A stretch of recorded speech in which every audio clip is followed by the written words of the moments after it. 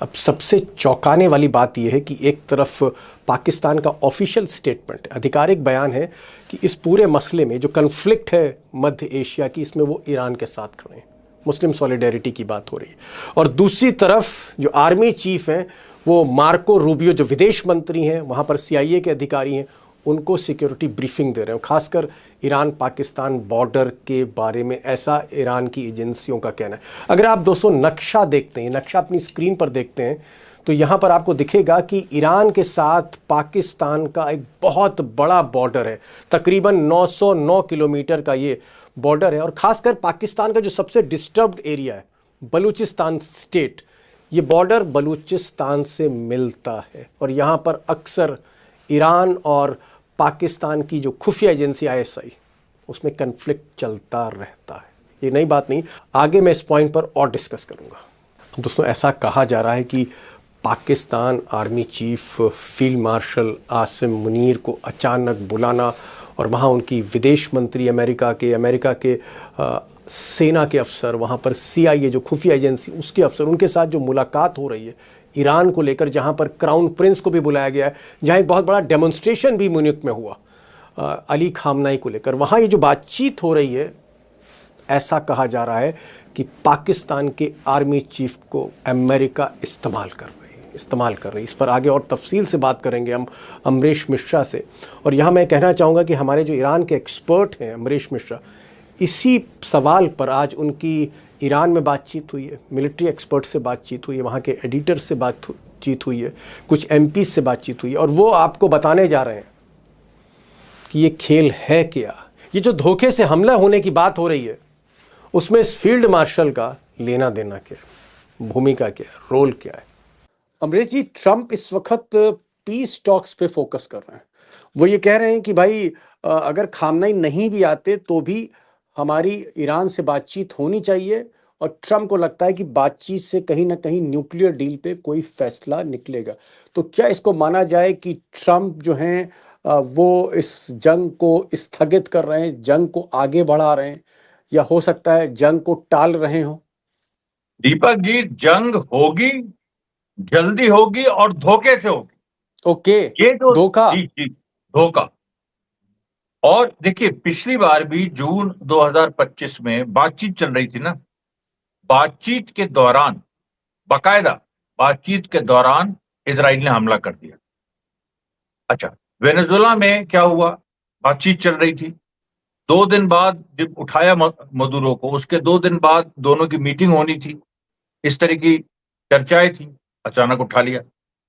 इसलिए देखिए, America Israel ऐसे ही काम करते, वो सरप्राइज एलिमेंट अपने हाथ में रखना चाहते हैं, और वो इस बात को जानते हैं कि अगर ईरान पे स्ट्राइक नहीं किया तो बाकी जो फ्रंट्स हैं मिडिल ईस्ट में, चाहे वो लेबनान हो, चाहे गाजा हो, चाहे वेस्ट बैंक हो, वो कभी भी एक्सप्लोड कर जाएंगे और फिर मौका नहीं मिलेगा। आप ये कह रहे हैं भाई, ट्रंप ने खाली हाथ नेतन्याहू को लौटा दिया। नेतन्याहू जो है स्ट्राइक चाहते थे, ट्रंप ने मानी नहीं, उन्होंने कहा नहीं, बातचीत होनी चाहिए। ट्रंप जो है वो अब जो दूसरे राउंड की बातचीत है वो जेनेवा में करने जा रहे हैं, स्विट्जरलैंड में बातचीत होगी, उसमें ओमान फिर से मध्यस्थता करेगा। तो क्या ये सब आपको नाटक लग रहा है? ये सब आपको क्या कहते हैं, एक छल है? देखिए, छल जो होता है इस लेवल पे वो बड़ा बारीक होता है। ऐसा नहीं होता है कि सारे प्लेयर जो इन्वॉल्व हैं वो इस चीज को समझ रहे हैं कि छल हो रहा है और वो नूरा कुश्ती कर रहे हैं, ऐसा नहीं है। जो अराकची हैं ईरान में, जो ईरान का जो स्ट्रक्चर है गवर्नमेंट का, पेजिशकियान है, अराकची हैं, मैंने बताया था विदेश मंत्री हैं और जो प्रेसिडेंट हैं। हाँ, तो वो जो मंत्री अराकची, विदेश मंत्री अराकची, प्रेसिडेंट पेजिशकियान, तो वो जो स्ट्रक्चर है वो उसका काम है डिप्लोमेसी, वो अपना काम कर रहा है। उसको ये चीज उसका काम नहीं है पता लगाना ईरान के सिस्टम में कि युद्ध होगा कि नहीं होगा, वो हम लोग की मिनिस्ट्रीज की तरह नहीं है, ठीक है। वो जो काम है वो वहां पर जो सुप्रीम लीडर हैं और जो वहां की इंटेलिजेंस एजेंसीज हैं, जो IRGC है, वो क्या सोच रही, आर्मी, वो जी कहानी तो कुछ फोर्स के लीडर है। IRGC जो उनकी स्पेशलाइज्ड फोर्स है और जो इरानियन सेना है, और उस सब के दोनों के जो चीफ अब्दुल रहमान मूसवी हैं, ये लोग they are calling the shots. Okay. और वो ओके। लोग कहीं से भी उन्होंने अपना गार्ड कम नहीं किया है। वो पूरी तरह से धोखे को एंटिसिपेट कर रहे हैं और वो ये एक्सपेक्ट कर रहे हैं। बड़ी बात अमरीश जी कह रहे हैं, उनका ये कहना है कि बातचीत के बीच अक्सर इजराइल ने, अमेरिका ने इस तरह से छल किया, धोखा किया है। पिछली बार 2025 में जून में, पिछले साल इसी तरह का छल जो है वो ईरान के साथ हुआ था, जब हमला इसराइल ने कर दिया था बातचीत के दौरान। तो बातचीत को बहुत अहमियत ना ईरान दे रहा है और ना ही एक्सपर्ट्स दे रहे हैं। और एक चीज़ और अमरीश जी ने कही कि ईरान इस वक्त फुली अलर्ट पर है। आईआरसीजी यानी जो फौज है ईरान की, वो फुली अलर्ट है। मिसाइल सिस्टम पूरी तरह से आप कह सकते हैं रेड अलर्ट मोड पर है। और ईरान को लगता है कि धोखा कभी भी हो सकता है, ये हमला कभी भी हो सकता है। यानी ट्रम्प की बातों पर कतई अली खामनाई को एतबार नहीं है, ये कहना चाह रहे हैं। एक और डेवलपमेंट हुआ है। ये जो म्यूनिक में, जर्मनी में, ये जो सिक्योरिटी बैठक हो रही थी, जहां पर जो ईरान के फॉर्मर क्राउन प्रिंस हैं रजा शाह पहलवी, उनके जो बेटे हैं, उनको अमेरिका से बुलाया गया जर्मनी में। अमेरिका ने वहाँ पर लोग इकट्ठे किए, पूरा कुछ ईरानियंस को इकट्ठा किया गया, वहाँ जलसा भी हुआ, सब अमेरिका स्पॉन्सर्ड था।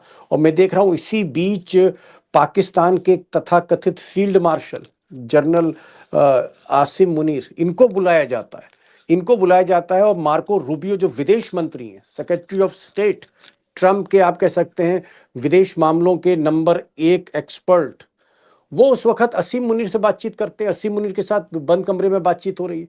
ये पाकिस्तान एकदम से कैसे बीच में आ गया अमेरिका के? ये दीपक जी बहुत बड़ा राज है। और ये मैं आपको बताऊं, असीम मुनीर इनवाइटेड नहीं थे ऑफिशियली। ये जब पहुंचे हैं तो इनका आईडी पूछा गया और ये खबर बनी। अब उसके बाद इनको तब भी बुलाया गया, इनसे बातचीत हुई। तो ये जो ईरान के एक्सपर्ट्स जो हैं, इंटेलेक्चुअल्स, उनसे जो बात हुई है, उनका ये कहना है कि कहीं ना कहीं पाकिस्तान ईरान को धोखा दे सकता है। और मतलब आप क्या कह पाकिस्तान, रहे हैं कि पाकिस्तान कहीं ना कहीं ईरान के अंदरूनी हालात के बारे में वो कहीं ना कहीं ब्रीफ कर रहा है, मुखबरी कर रहा है अमेरिका की, आप ये कहना चाह रहे हैं?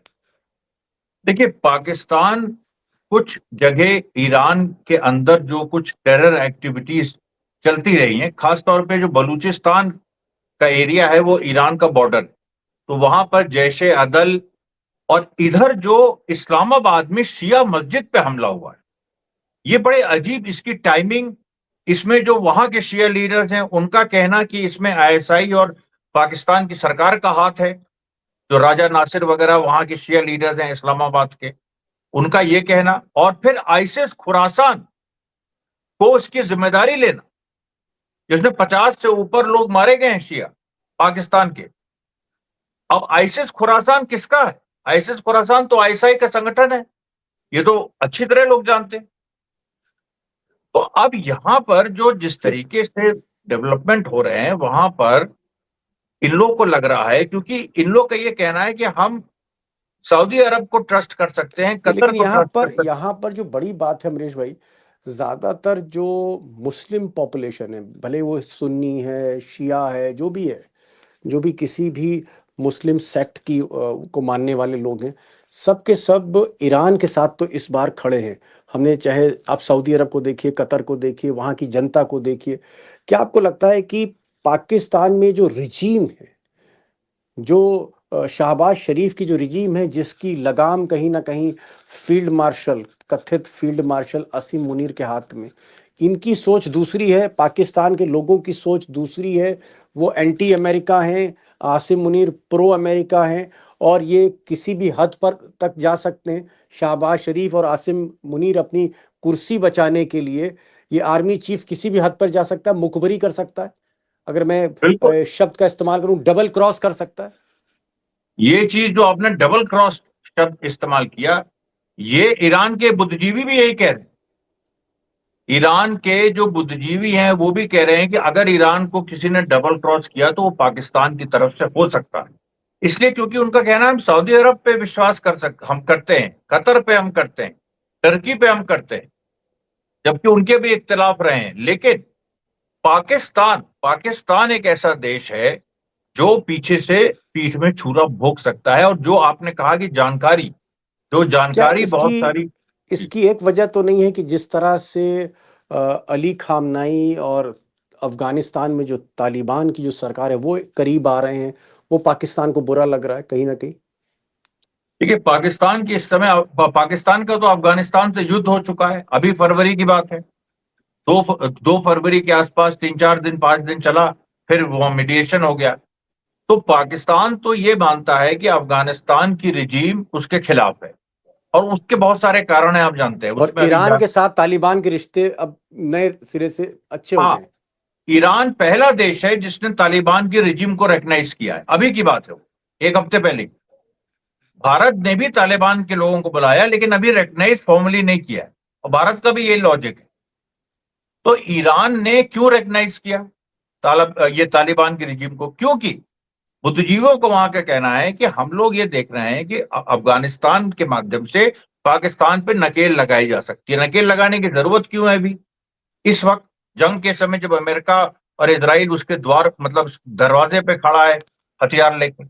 मतलब आप ये कहना चाह रहे हैं कि जो इंटेलिजेंस इनपुट है, जो खुफिया जानकारी है, क्योंकि पाकिस्तान की जो एजेंसी है आईएसआई, उसका बहुत ज़्यादा होल्ड है ईरान के अंदर, बॉर्डर है दोनों का, सीमा है।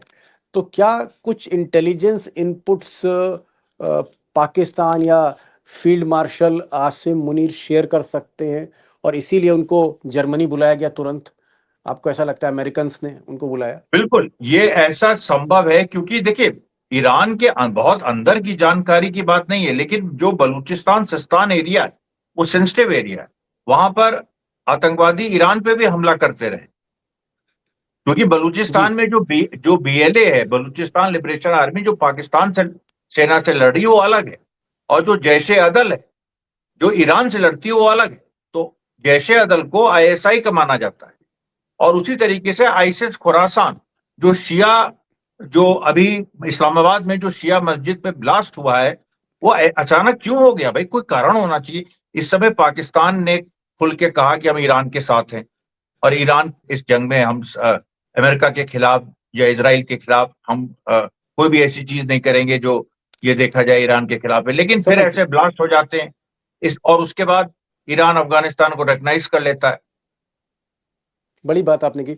अमरीश मिश्रा कह रहे हैं कि एक तरफ पाकिस्तान अनाउंस करता है ऑफिशियल अपना स्टैंड कि हम ईरान के साथ हैं, इस जंग में हम ईरान का साथ दे रहे हैं, और दूसरी तरफ पाकिस्तान जो है वो मार्को रूबियो जो विदेश मंत्री हैं, सिक्योरिटी की बैठक कर रहे हैं, वहाँ अचानक आसिम मुनीर पहुँचते हैं, वहाँ पर मीटिंग्स होती हैं, उनकी तस्वीरें सामने आती हैं, दुनिया चौंक जाती है कि भाई अचानक इनको क्यों बुलाया गया।